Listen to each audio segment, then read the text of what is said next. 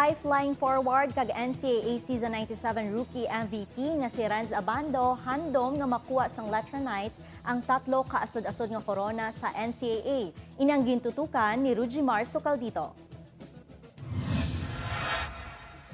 Matapos nga masweep kag makuha ang kampyonato sa NCAA Season 97, handom subong sang Letran Knights high-flying forward kag rookie MVP nga si Renz Abando nga makuha sang Kolehiyo de San Juan de Letran ang 3 kasunod-sunod nga korona sa NCAA Men's Basketball. Ang Letran ang may pinakamadamo nga daog sa istorya sang NCAA Basketball nga may 31 ka korona, 19 sini sa senior o collegiate kag 12 sa juniors.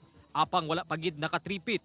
Suno kay Abando, gingamit sini nga motivation ang iya naagom nga injury sa Game 1 agud makabalik sa Game 2 kag mabatak ang Knights para makuha ang back-to-back champions. Ang inisip ko na lang po, pinagdasal ko na lang po yung mga teammate ko na sana mag-step up sila, sana manalo para pagbalik ko ng Game 2, ayun, mas madali na lang sa amin, wala sa amin yung pressure.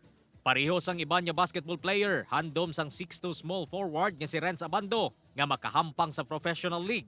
Pero subong, suno sa iya, tutukan sini anay ang NCAA kag i-enjoy ang kadalagan sa bago lang natapos nga season sang men's basketball tournament. Focus ko lang po ngayon is yung ngayon, tsaka ko na po sila isipin.